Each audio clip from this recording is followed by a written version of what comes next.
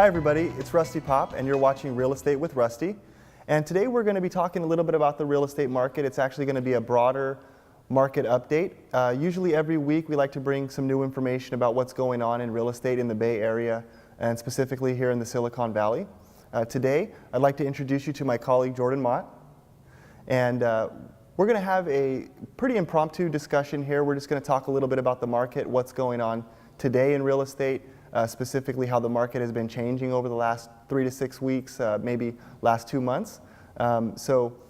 Before we get into that, I'd like to just introduce you guys to Jordan Mott. Jordan Mott is a real estate agent here, located in San Jose, sells all over the Bay Area, very much focused in the Silicon Valley. He's been involved in many development contracts. He's also done a lot of sales for homes that have been flipped, which means that the investor that bought them rehabbed them and then resold them for a profit. In addition to that, he's helped many, many homeowners both just buy and sell homes here in the area.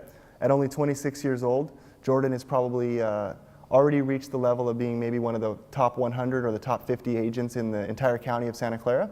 So definitely a lot of insight that we can learn from you, Jordan. Thank you for joining us. Thank you for having me, Rusty. All right, so as we get started here, I think we're just going to kind of go over what's going on in the market right now.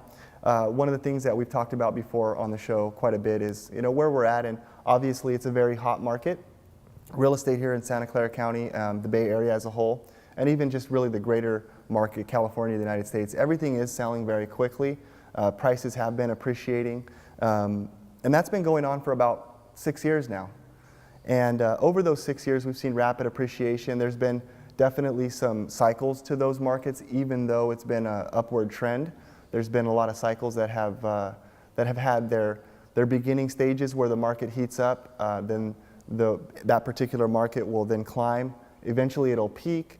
Sometimes then it'll pull back slightly, meaning that the prices actually could flatten out for a short period of time. But then every time it seems like the market is actually slowing down, making it a little bit easier for buyers and maybe balancing out, it seems like it turns right back around, wouldn't you say? So that kind of brings us to today. So as of the last 18 months or so, we haven't seen that at all, right? There's been no peak or any decline in the market. It's just been going up and up and up. Given that, do you see anything that's going on in the market today that you'd like to share with our audience about how things are going currently? Right. I think you're completely correct on the things that you just stated, right? Over the past 18 months, it's been on a significant rise. There's been low inventory, high buyer demand, not enough housing to support the need that we have here in the Silicon Valley, Bay Area, California, and I think nationwide in general for that matter.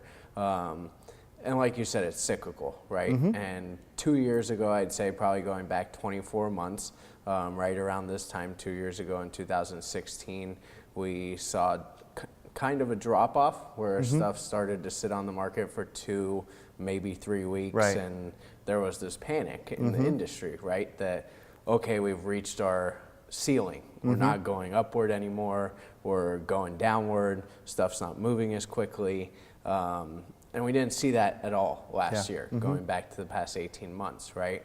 And I think that we're starting to see that again in the season that we're experiencing right now, with people being consumed with graduation, people being consumed with their summer travel plans, still some speculation in regards to what interest rates are going to do in the upcoming months. So you might have a little bit of buyer hesitation there, and now we're seeing stuff that might be on the market for 14, 21 days. Not to say that certain homes are not being snatched up in 5 to 7 days on the market with exorbitant sales prices, but there is definitely the opportunity for buyers to get into homes these days in this current market, which is different than 2 months ago, right? Yeah. Yeah, so one of the things we were talking about off camera here also is that even though these homes are maybe sitting on the market, quote unquote, sitting on the market, right? And just to clarify, 2 to 3 weeks on the market would be considered, a blink of an eye in most markets. But here in the Silicon Valley over the last 6 years, and really with the exception of the foreclosure market, really that's been the case for more than 20 years. That short period of time, 3 weeks, is actually not very long. Right. And in addition to that, what we're also seeing is that, yes, homes sit for a little bit longer. They don't get an offer within 7 days or even 10 days or 14 days. Yet when they hit that 21st day on the market, there's usually more than one buyer that suddenly sees that opportunity, which then brings back the whole competition and eventually drives the price up just to where it was. Right. I mean, there's no doubt that we're very spoiled, right? As sellers, as real estate agents in the Silicon Valley Bay Area, that we expect a home to sell in 7 to 10 days based off what past market conditions were. But my dad lives in Colorado, and I talked to him, and average days on the market might be 160 days there, right? But exactly what you're saying, multiple people are looking at these homes. Okay, it's been on the market for 14, 21 days. We think we might be able to get a deal. Let's move on it. Well, there's 4 other people thinking that same exact thing at the same exact time that you are, which then ultimately then creates that competition, and you get into a multiple offer situation again. Yeah, so the end result is that it takes a little bit longer to get to the same result, essentially. And I think, one of the things that I've also noticed is that, we do have a higher amount of homes on the sale. The inventory has increased a bit. Essentially 8 to 9 weeks ago, we were in the 600 range in terms of number of units on the market for Santa Clara County. And I always use Santa Clara County, even though many of our viewers are throughout the Bay Area. But I use Santa Clara County because those statistics are pretty solid. We had about 600 homes for sale, which as of today, I think we have 1,204 homes that are on the market. So it has doubled, but that's still far less than we actually need for the amount of buyer activity that's actually out there. Would you agree with that? Right, I would definitely agree with that. I mean, there's still limited inventory. It's not extremely limited compared to what we might have seen a couple months ago, but guaranteed if every home that's on the market right now is priced appropriately, it will sell. They will all sell within a month. Right. I mean, and then if nothing new came on the market, we'd be back down to zero. Right. And what's interesting about that too is that, we have to think about buyer psychology and seller psychology perhaps too. But when we're talking about buyer psychology is that 3 or 4 months ago when there was so few homes on the market, buyers didn't have choices. So they just had to make the most really aggressive offer that they possibly could on a house. And there was really no thought into it. It was just, what can I possibly do to get this home? Whereas today, they may be looking at 2 homes or 3 homes and actually having the opportunity to think about it and make a choice. And then really might actually have paralysis by analysis, meaning they actually think too hard and don't make an offer. And that's how you end up with those 2 or 3 weeks going by before somebody makes a move. Right. And I mean, following up on that, just earlier this morning, I went through a list of homes in San Jose, right, that I sent to one of my buyers, and the majority of them were 14 to 21 days on the market. Right. And I'm thinking, okay, you have a budget of $800,000. You might not have even been able to get into something a couple months ago, and now we have stuff sitting at $750.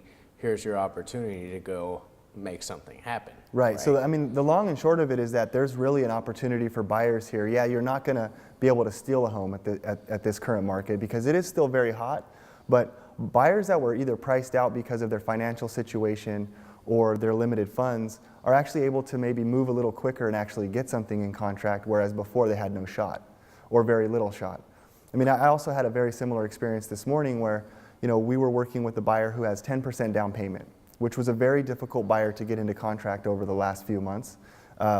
And just like what we're talking about, 21 days on the market, they write an offer, a very, very strong offer in terms of price. And as soon as that offer goes in and the seller's about to review it, lo and behold, second offer shows up. Right. And just the same thing, and now we have competition. Fortunately for the buyer that I'm working with, they were able to do what they needed to do and get in contract.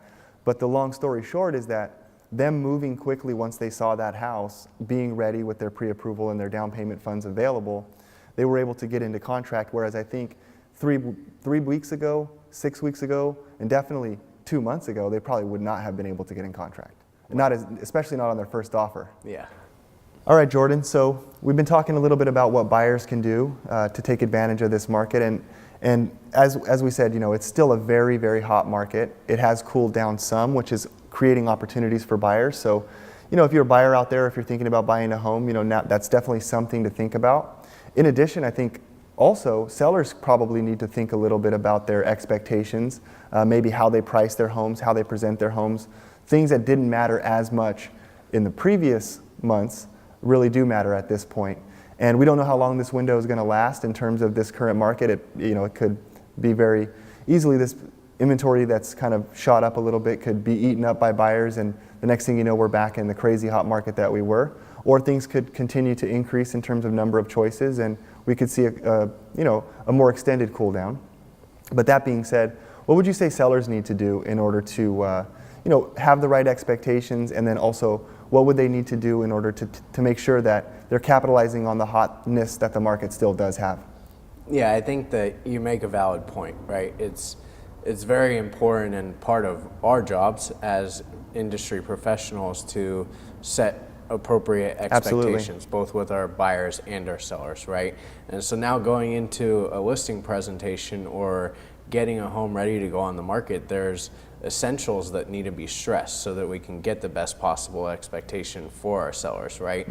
We got to show them not only the comps that have sold, but it might not be smart to go back 3 months comp wise. It's going to be better to look at stuff that is pending and find out what the activity has been there. Certainly. So that then we have a better idea of exactly what's going on in the current market. And then what you do to prepare your home to get it ready to sell is of the utmost importance in my mind. You want it to show in the best way possible, right? Because there's a stigma that a lot of sellers have in their mind that they came up with, that spring or early summer is a great time to sell, right? That's when we want to put our home on the market. That's when we're going to get top dollar.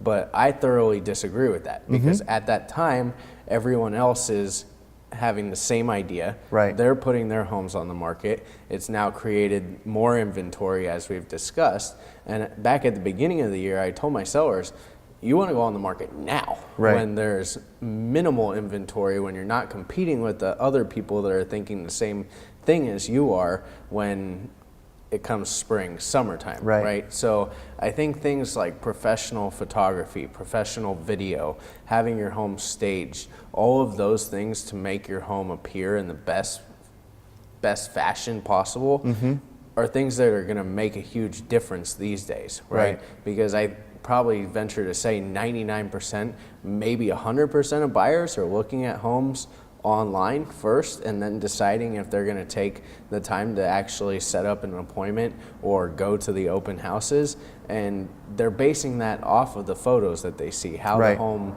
is shown in that light on the internet, right? Would you agree with that? Yeah, so I mean, we've talked about that before in a previous episode. We actually went into what a seller should do to try to get top dollar and take advantage of a hot market. And I think it's even more important now, because we are going to be, as a seller or as a listing agent, we're going to be competing against a few more houses on the market, right? So showing the best that you possibly can is going to allow you to ideally generate more interest than the next home, right? So it becomes even more important in a market like this, where it's still very, very hot, but there's a few more choices for buyers. In addition to that, I mean, really, if you do everything you can on everything you do, you know that at the end of the day you got top dollar. Whereas if you skimp on staging, or you don't do, those extra little repairs, touch-up work, etc., you may in the back of your mind think, maybe I could have got a little bit more, or maybe it opens up a haggling point for, if you only have one buyer, then they're going to have something to nitpick, an objection, for example, and then they'll have a little bit more leverage over you than you'd like. So all these things definitely matter. I totally agree. So in terms of pricing, I always say, that there's obviously the preparation, the presentation, and there's the promotion of a house. This is how you get the highest amount of traffic. Like you said, everybody looks on the internet, so getting it prepared properly, getting it presented properly is what's going to bring the most amount of people in. But none of that stuff works if you don't do the fourth P rather, which is price, right? You need to price it right. And I think that's really one of the places where sellers' expectations and also understanding of our current market kind of can be a little bit challenging right now, because where do you price a property? And what I mean by that is, in many areas where homes were selling in excess of $1 million, the list prices were, generally speaking, landing right around $1 million, like $999, for example. And you were seeing them sell for $300,000, $400,000, and $500,000 over asking price. And then now what we're seeing is that people are listing their homes at, for example, 1.3, expecting to still get those same prices of 1.5, right? But it's not generating nearly the same amount of interest. Do you think that there's something that a seller can do? Do you think that they ought to go back to the 999 and expect 500 over, or should they price them more appropriately and be prepared to wait for the offers to come in? I think, in my opinion, there's 3 strategies that you can take to pricing, right? Okay. I mean, you can overprice it and leave some room for negotiation Sure. from the buyers, right? Of course, then the buyer might feel like they're getting a deal. You can price it right at market and hope to have 1 or 2 offers maybe come in at that point and you get what your expectation is, or you can price it below market and hope to generate a lot of activity and then use that activity that you've generated Sure. to get up to the price or exceed the price that you expected, right? I think that in the market that we're experiencing right now, you have to be a little careful, right? I think that you're not seeing 12 to 15 offers on a Right. property and people being as aggressive as they were at the beginning of the year with $400,000 over asking price like you talked about. I mean, there's definitely still situations where you may be getting $150,000, $200,000 over asking price, but you need to be careful. I just had this discussion with an investor of mine earlier this week, right, where we were looking at what the most recent sales were.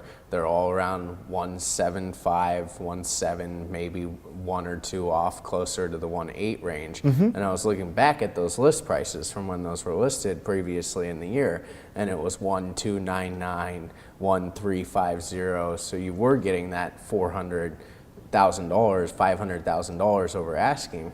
And what he and I both agreed to was that we needed to come on closer to 1.6, right? Where there's still going to hopefully be fantastic activity and good buyer attention there to create an above asking offer, but you can't be expecting people to be as aggressive as they were. And I think that's part of buyers becoming frustrated in this market, right? Because you have people seeing list prices, but list prices didn't mean anything. They were super right? arbitrary. I mean, Yeah. you could, I just saw it the other day over in Cupertino. There was a house listed for $888,000 that should sell for 2.3. Yeah. Like, that's just messing with everyone, and that gets people frustrated, and it doesn't do any good for anyone in the industry or anyone looking to buy a home. Yeah. I think it frustrates It causes people. more confusion, and I think that's part of why we are in this place where, picking the correct list price to, as you said, maximize the amount of exposure and foot traffic,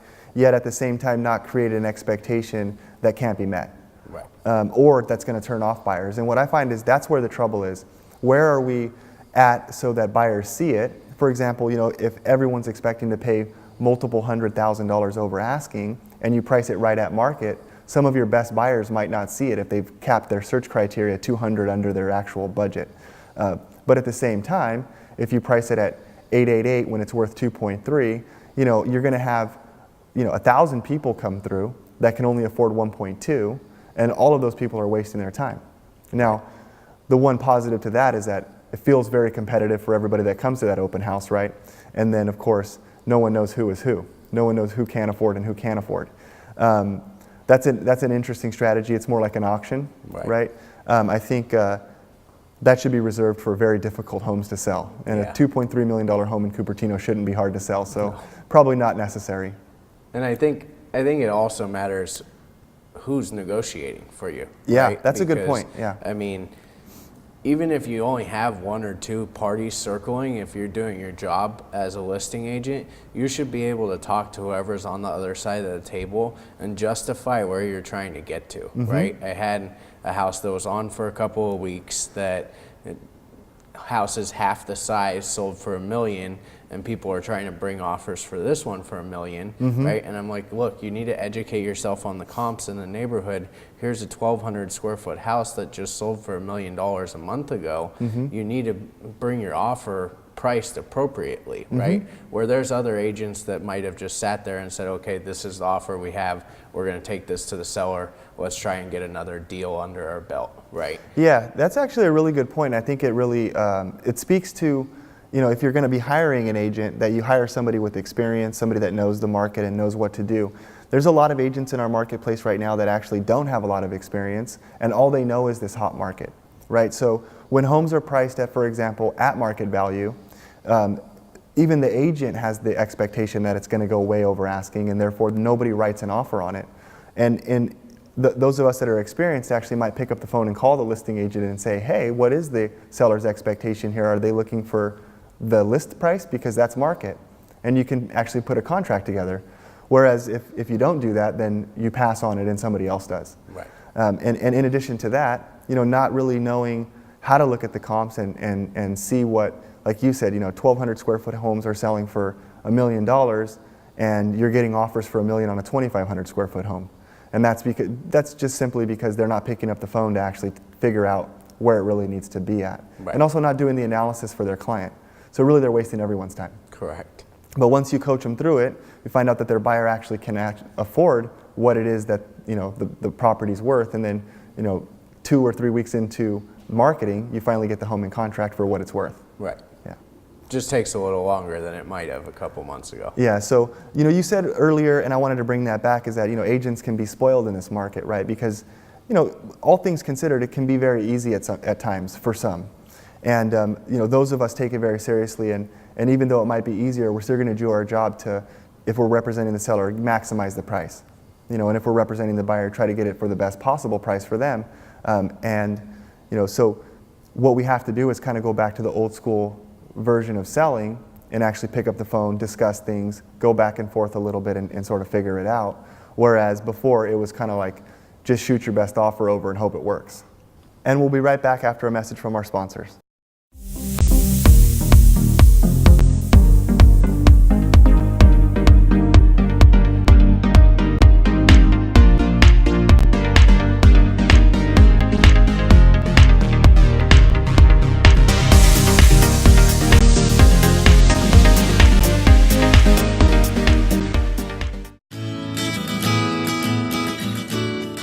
When it comes to selling a home, most homeowners want to know they're working with the best realtor to maximize their sales price. If receiving the highest possible price for your largest investment is the goal, then hiring the right agent matters.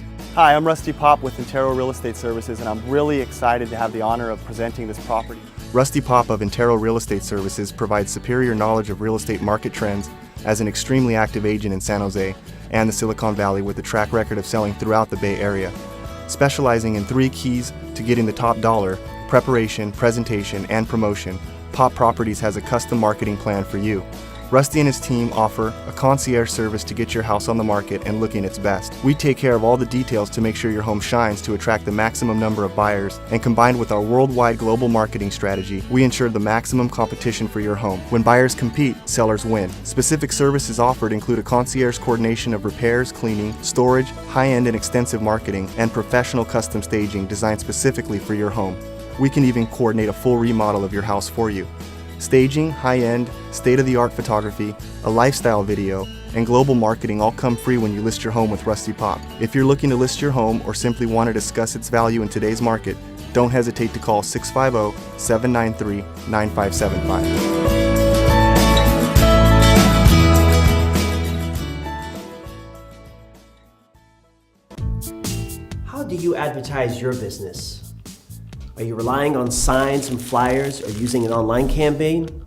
Did you know that TV ads and commercials are the most proven method of promoting or attracting new customers to your business?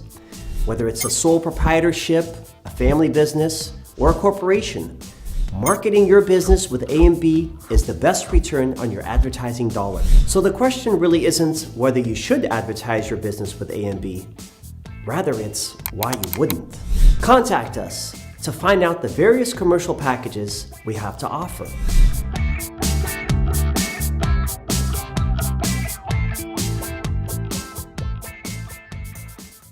Welcome back. All right, Jordan, so we've talked a lot about the market, how it's cooled off some here in the Silicon Valley and the Greater Bay Area, but I think it's important also to point out that it's still very hot. I mean, I think I made this joke before. It's like if you're in a hot tub and it's 105 degrees and then jump in the heated swimming pool at 92 degrees, it feels cold for a little while, but the truth is it's still pretty warm. Right. And so, I think it's important to point out that the economy here is super strong, and there's a lot of reasons to have confidence in the real estate market here in Silicon Valley, both as an investment and then also as, as a place to live. So what do you think makes it so strong here? What are the main reasons why we always have seemed to, beat the rest of the country, beat the rest of the state in terms of, appreciation and also faster recovery than others in a downturn. Right. I mean, yeah, there's no doubt that what you just said is completely accurate, right? I mean, we're still in a very hot market, just not quite what it was 2 months ago, but that's not to say that it's not going to be that way again in 3 months, right? And I think that there is a lot of confidence that you have in the Silicon Valley, right? The economy that we have here in the Bay Area is second to none across the country. You have It's really unprecedented ever in history. Right. I think that I was reading an article that over the last couple of months, there's been 7,000 new jobs created in Santa Clara County. I can guarantee you, there has not been 7,000 new residences built in Santa Clara County. Absolutely. Right? There's so much innovation here in this valley and the Bay Area as a whole, right, that's taking place. You have some of the biggest tech companies. You have Apple, you have Google, you have Facebook, you have LinkedIn. You could keep going down that list with powerhouses in the tech industry and companies global wide, right? And a lot of these places are expanding. Like you have Google's largest North American campus being proposed right now in downtown San Jose, which has skyrocketed that market, and that segment of the Silicon Valley market has not slowed down over the past couple of weeks. That's true, right? actually. That market is just as hot as it was right there near the proposed Google campus. Right. It's crazy what values have done there over the past year and what they're going to continue to do, right? Granted, that plan is so far out, but that it can't continue to appreciate at that rate continuously to when Google actually does end up moving in there.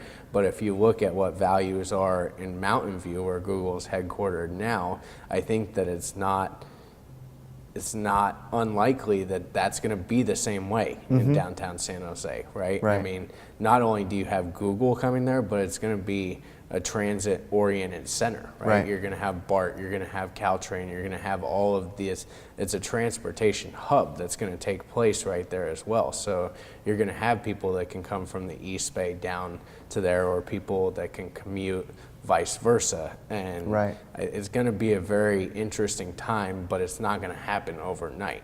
I think that I was reading something that said that BART's not going to come to downtown San Jose until 2025, 2026. They're not going to build Google before that to rip Google up to bring BART in, right? So there's a lot of planning and logistics a lot of moving parts, takes place in this, but that's definitely affecting values now. And I think that and Apple's new spaceship and just every tech company seems to be expanding, and along with that comes a lot of high salaries and stock options that continues to fuel our limited inventory housing market. Yeah. You know, the other thing too is that, you know, what you brought up is very important. And I say this all the time because I think, you know, schools are obviously a driving force in real estate sales in terms of the prices, right? Obviously, one of the reasons Cupertino is so expensive is because they have, you know, well-known schools that rate very, very highly. But I think realistically, what really drives values over the long term has always been the proximity to tech jobs in this area, and especially the high-paying ones. And you bring those into an area like downtown San Jose, and you're going to see values increase. And one of the other benefits of that to an area like downtown San Jose, in addition to having just an influx of money for tax revenue and also, you know, for, you know, owners of businesses there, but in addition, the schools get better. You know, and just like you said, Mountain View prices have gone way up as a result of Google being there for the last 15 years or 18 years. And then the schools there have improved, you know, exponentially as a result of that as well. And so I think, you know, there's a lot of auxiliary benefits to our community for this stuff to be happening. And so I think it's definitely worth noting as well. Right, I would agree with that. So that's about all the time that we have for today. Jordan, I want to thank you for taking the time out of your schedule to come down here and give us your insight today. Yeah, of course, Rusty. Thank you very much for having me, and hopefully I was able to share some valuable insights into what's going on in the current market here in the Silicon Valley Bay Area. Absolutely. Thank you for that. And that's all the time that we have for today. This is Real Estate with Rusty, and we'll see you next week.